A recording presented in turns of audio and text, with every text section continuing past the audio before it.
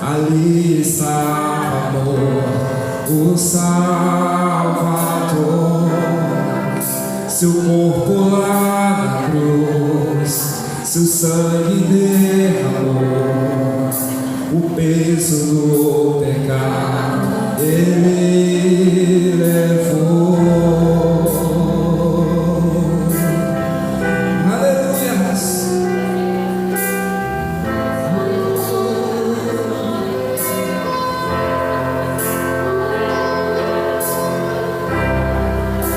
Deus Pai o abandonou, cessou seu respirar, em trevas se encontrou o Filho.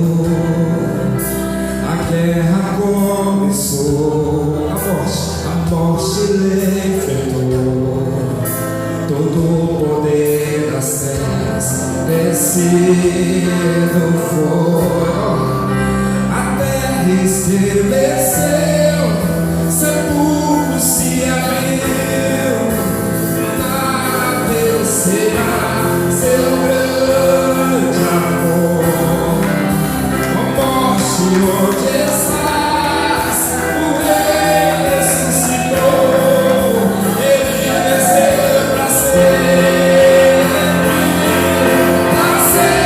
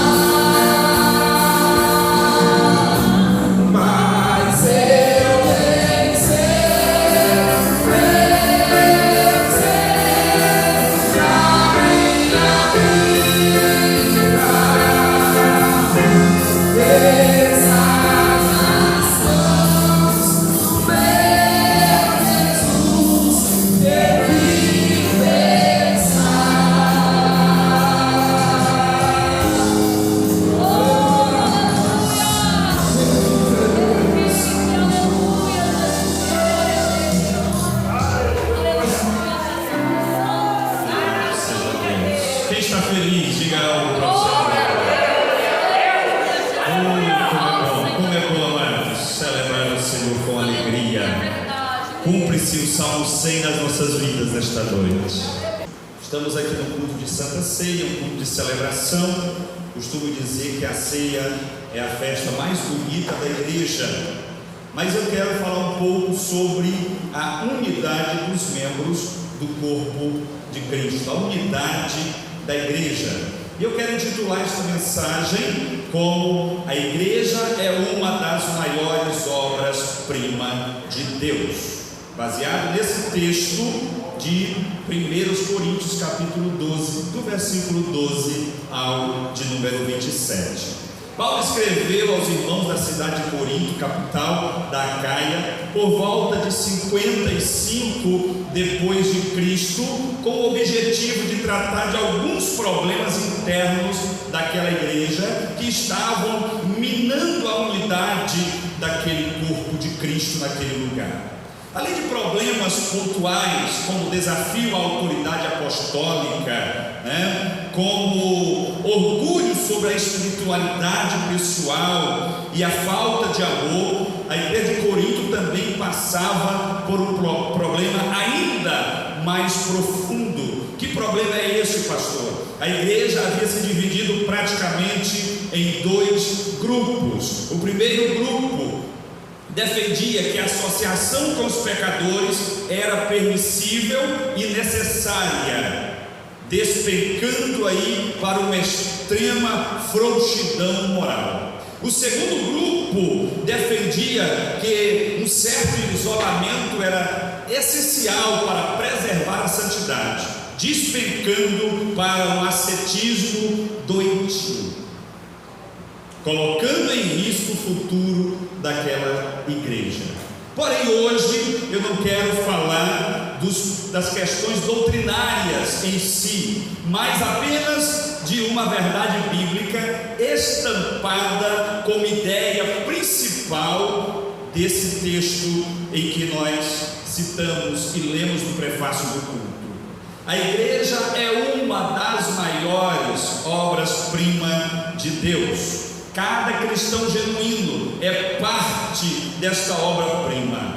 Paulo, ele escreveu a célebre frase: vós sois o corpo de Cristo. Quem é corpo de Cristo aqui? Levante a mão e dê glória para os céus ouvir. Porque a igreja pode ser considerada uma obra-prima de Deus, porque Ele mesmo, com a sua mão de mestre, desenhou a igreja com traços perfeitos e maravilhosos. E nesta mensagem eu quero falar rapidamente de 3 importantes traços da igreja como obra-prima de Deus. A igreja cristã é uma unidade na diversidade. Parece um paradoxo, mas na igreja isto se encaixa muito bem. Em qualquer outro lugar a diversidade seria um problema. Na igreja de Cristo, no entanto, a diversidade em unidade, ela é uma bênção celestial, é uma bênção de Deus para a existência da igreja, pois tal como um corpo físico, os membros acabam se especializando em suas funções. Versículo de número 12 ao de número 27, nós estudamos muito bem isso, a especialização dos membros de um corpo. Nós falamos ali da boca, falamos dos olhos, dos ouvidos, das mãos, dos pés. Cada membro deste corpo tem uma função especial no nosso corpo, e o corpo, ele anda de uma forma harmoniosa com a funcionalidade de todos esses membros. Aleluia! Assim também é a igreja de Cristo.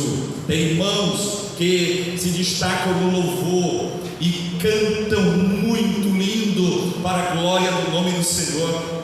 Tem irmãos que se destacam na palavra e traz uma palavra maravilhosa aos nossos corações, aleluia. Já tem irmãos que nem cantam e nem pregam, mas é usado profundamente na área da oração, na área da intercessão. Ora Jesus cura, ora Jesus liberta, ora Jesus transforma vidas, aleluia. Tem pessoas que é usada de uma forma majestosa na área de evangelização, ganha almas com muita maestria, começa um diálogo com alguma pessoa e de repente já está orando por ela ali. Então isso é ministério, isso é dom, aleluia, é habilidades que são desenvolvidas no corpo de Cristo por cada membro, aleluia. Tem irmãos que não é muito bom para ganhar almas, que não é muito bom para cantar, que não é muito bom para pregar, mas um excelente aconselhador, mas um excelente conselheiro na casa de Deus, de tal forma que ele ou ela já é conhecido na igreja. Alguém está passando por um problema, outro já foi falar com a irmã fulana, já compartilhou com o irmão fulano, porque aquela pessoa tem uma característica célebre de dar bons conselhos e se destaca. Isso é ministério, aleluia, isso são habilidades. Então, amados, os membros do corpo, cada um tem uma especialidade.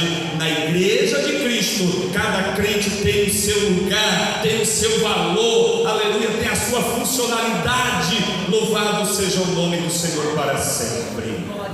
Somos diferentes uns dos outros, claro que somos, mas através da cruz de Cristo, toda inimizade, toda diferença é tirada, conforme Paulo escreveu lá em Efésios, no capítulo de número 2 e no versículo de número 16. Foi, aleluia, na cruz que a unidade na diversidade foi estabelecida. Paulo escreveu: e pela cruz reconciliar ambos com Deus em um corpo, matando com ela, ou seja, a cruz, todas as inimizades. Então, na cruz de Cristo, nós não só somos reconciliados com Deus, mas também nós somos unidos um ao outro com um corpo indissociável. Aleluia. É por isso que as fofocas não podem destruir a igreja. É por isso que o espírito de dissensão não pode enfraquecer a igreja. É por isso que não há divisão na igreja. É porque nós somos ligados pelo Espírito e pela palavra um ao outro e valorizamos um ao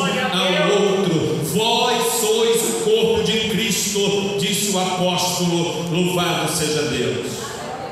Nós não podemos, amados, querer padronizar, querer uniformizar os membros de nossa igreja. Nós devemos respeitar as diferenças. Às vezes a gente quer forçar que o irmão seja igual a gente.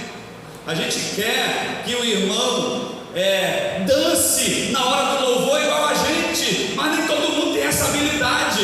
Nós precisamos respeitar os limites, as características uns dos outros. Tem alguém que vem aqui, pega o microfone e em um minuto ele está dando piruetas aqui em cima no Espírito. Tem alguém que chega aqui e ele se encosta no púlpito para os irmãos não perceber que ele está tremendo, mas ele está aqui sendo útil, sendo canal de Deus. Aleluia. Não devemos tentar padronizar igual a todos. Temos as nossas diferenças, as nossas características, mas como membros do corpo de Cristo, somos todos úteis para a glória do nome do Senhor Jesus. Ou quietinho no seu canto, ou aquele crente agitado, você é uma bênção e deve continuar sendo uma bênção.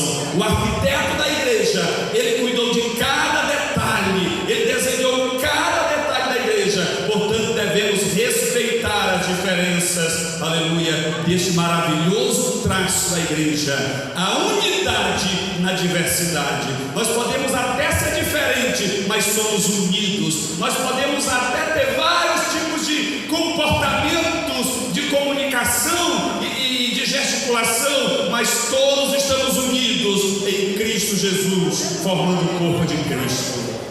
Segundo traço, aleluia, a igreja toda é batizada e bebe em um só Espírito, conforme diz o versículo de número 13. O batismo em um só Espírito Santo. Não se trata aqui do batismo no Espírito Santo em que tanto pregamos, aleluia, e buscamos. É uma verdade bíblica, é uma doutrina bíblica, e nós temos que desejar o batismo com o Espírito Santo. Nós temos que pregar, ensinar sobre o batismo com o Espírito Santo e buscar o batismo com o Espírito Santo. Mas não é sobre esse batismo que o apóstolo Paulo está falando aqui. Também não é do batismo nas águas e nem do batismo que quando todo crente aceita Jesus, ele é inserido no corpo. Isso também significa um batismo espiritual.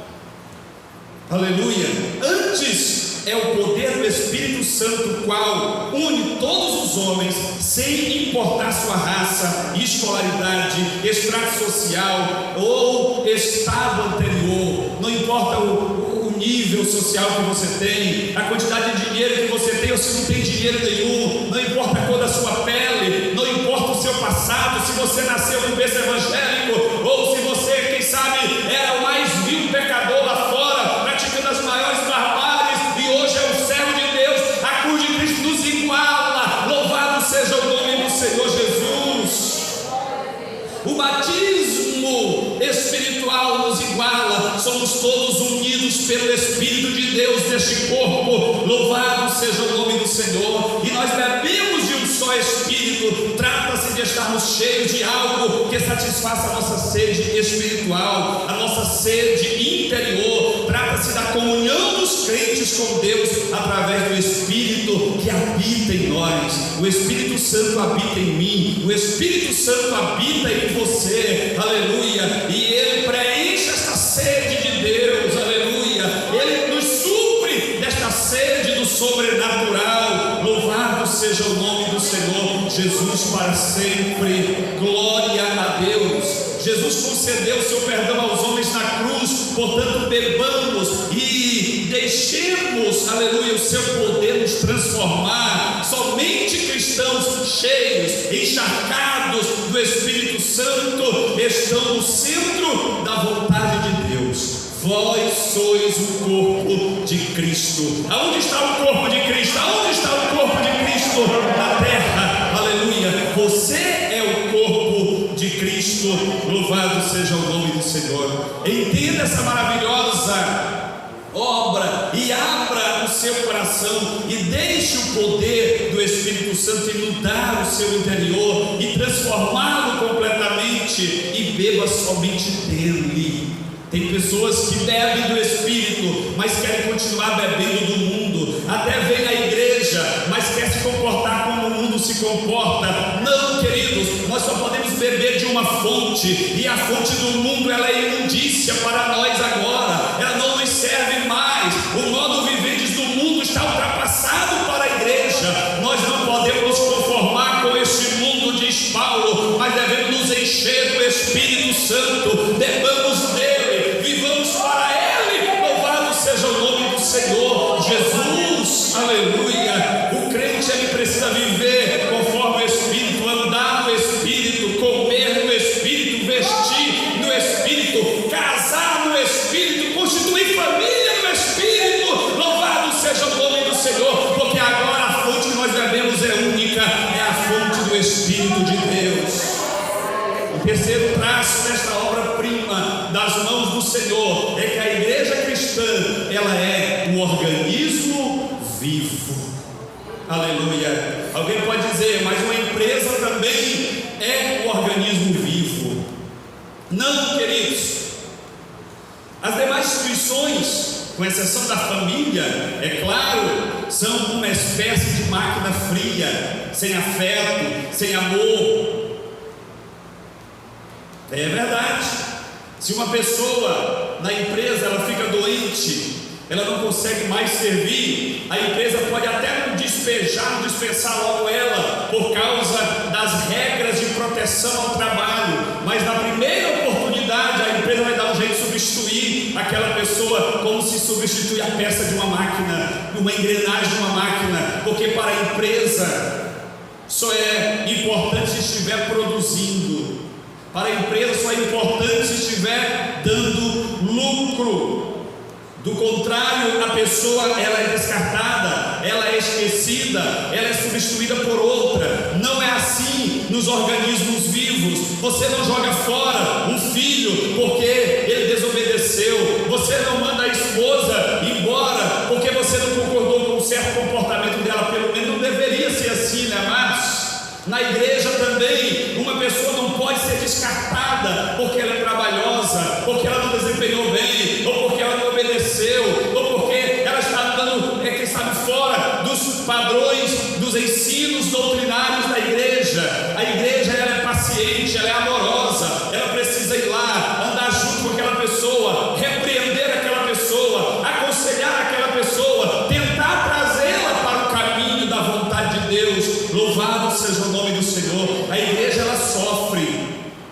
seus membros.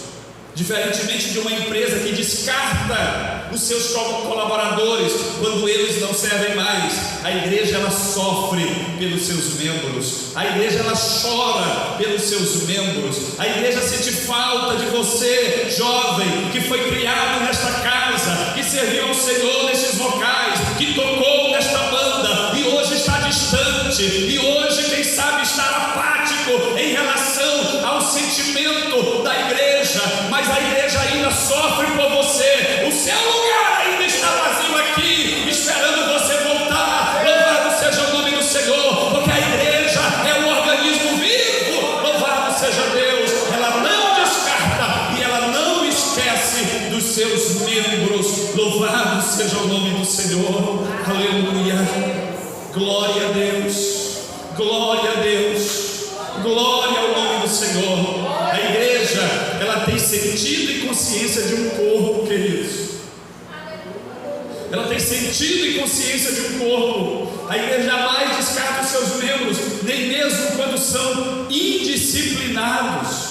Quando a igreja põe o membro em disciplina, não é para descartá-lo, mas para que ele seja aperfeiçoado. Aleluia. Conforme nós lemos ali no finalzinho do texto da Santa Ceia, em 1 Coríntios capítulo 11, quando nós somos disciplinados pelo Senhor, é para ser aperfeiçoado. Quando a igreja coloca alguém em disciplina, também não é para matá-lo, é para aperfeiçoá-lo como membro da igreja e principalmente como servo do Senhor Jesus, para essa pessoa estar apta a ser arrebatada no arrebatamento da igreja.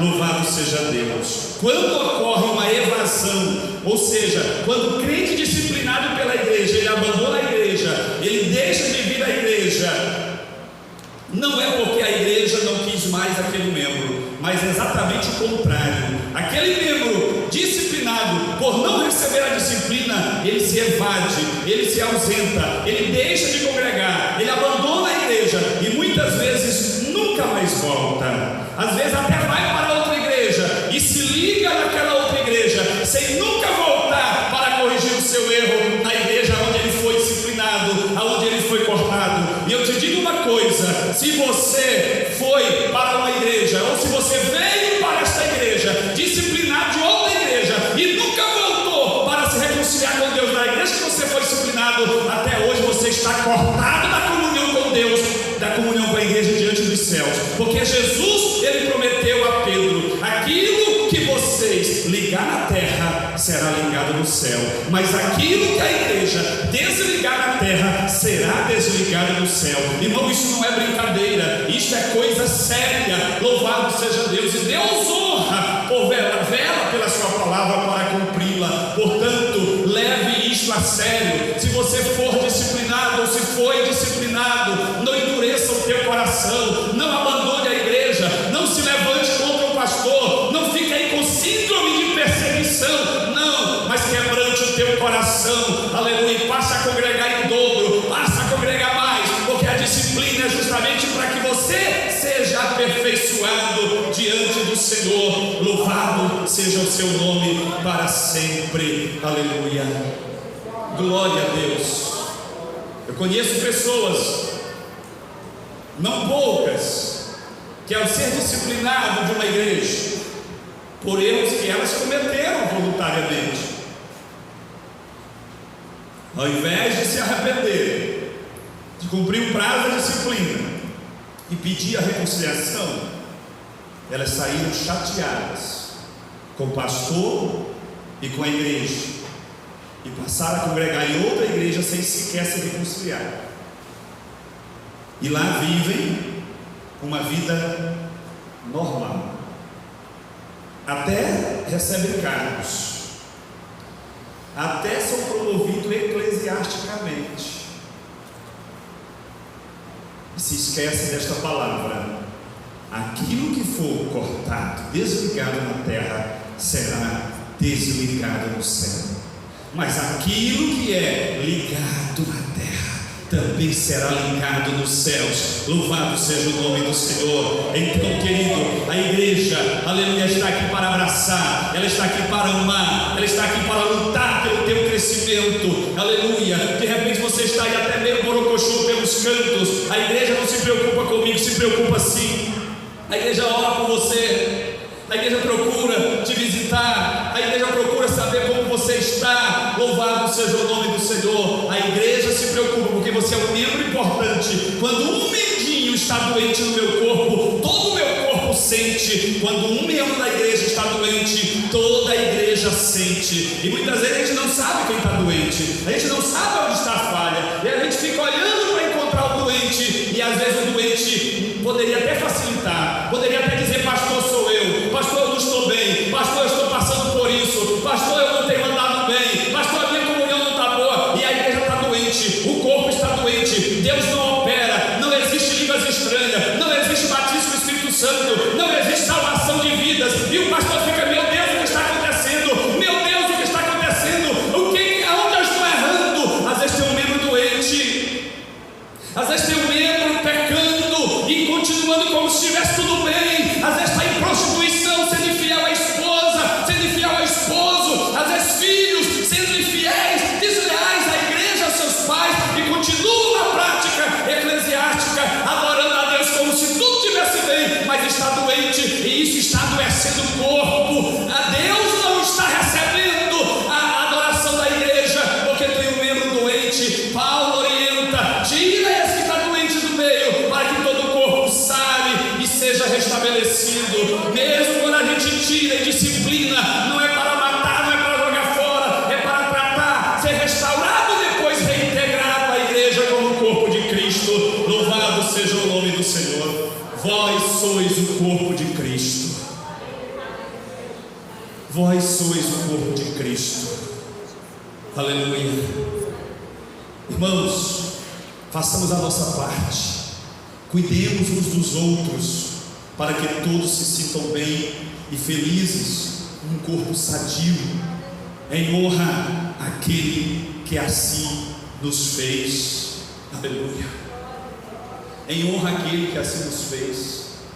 Quando a gente se esforça para manter a nossa vida santificada dentro da igreja, nós estamos honrando aquele que nos chamou das trevas para a sua maravilhosa luz. Louvado seja o nome do Senhor. Devido a esses três traços, quais são eles? Ser uma unidade na diversidade. Segundo, ser batizada e embeber de um só Espírito. Terceiro, ser um organismo vivo. A igreja, sem dúvida alguma, é uma das maiores obras-primas do Criador. Louvado seja o nome do Senhor. E você está inserido nesta obra, você é parte desta obra, você é membro deste corpo. Aleluia. E é por causa dessas características que a congregação Betel, ela está de pé. Aleluia, completando este ano 30 anos de história. E é uma igreja saudável, e é uma igreja que se preocupa com os seus membros, e é uma igreja que evangeliza e dá testemunho vivo da obra redentora de Cristo em sua vida. Louvado seja Deus. Superou os altos e baixos, superou os cismas, superou, quem sabe, muitos ataques do inimigo por essas 3 décadas, mas está aqui de pé, dizendo glória a Deus, dizendo aleluia, maranata, ora vem Senhor Jesus. E esta igreja permanecerá de pé. Louvado seja Deus. Eu passarei, quem sabe você passará daqui, mas esta igreja permanecerá de pé, porque Jesus garantiu: as portas do inferno não prevalecerão contra a minha igreja. Louvemos ao Senhor, exaltemos ao seu nome, porque estamos aqui de pé, graças à sustentação do Eterno, à sustentação do Espírito Santo de Deus. Vamos colocar de pé. Aleluia. Eu quero orar por você agora. Nós vamos já cercar a mesa do Senhor, mas eu gostaria de orar por aqueles que precisam, que sentiram no seu coração o desejo, a necessidade de fazer uma aliança com Deus. Aleluia.